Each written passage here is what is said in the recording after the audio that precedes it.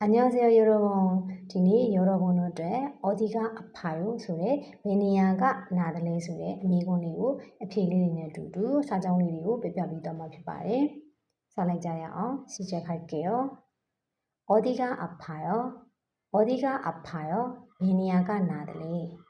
머리가 아파요. 머리가 아파요. ခေါင်းကိုက်တယ်အဲ့မှာခေါင်းနာတယ်ဆိုတာထက်ခေါင်းကိုက်တယ်ကပို့ပြီးတော့သွားကြပါတယ်ဒါကြောင့်မလို့ခေါင်းကိုက်တယ်လို့ပြထားပါတယ်နူနီအဖာယောနူနီအဖာယောမျက်လုံးနာတယ်ဤကအဖာယောဤကအဖာယောတွားနာတယ်မိုကီအဖာယောမိုကီအဖာယောလေချောင်းနာတယ်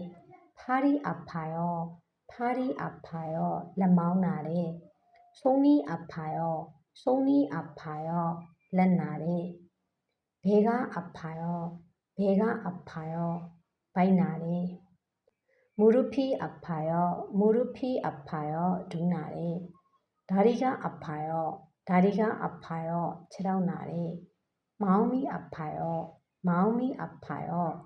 စိတ်ထိခိုက်တယ်ဝမ်းနေပြီအဲ့မှာမောင်ဆိုတာကစိတ်ကိုကြတော့เนาะဒီလူကိုကနာနာကျင်တယ်လို့မျိုးအဲ့လိုပြောလို့မရအောင်ပေါ့เนาะစိတ်နာတယ်ဆိုတာကစိတ်ထိခိုက်တယ်ဝမ်းနေတယ်ကိုပြောတာဖြစ်ပါတယ်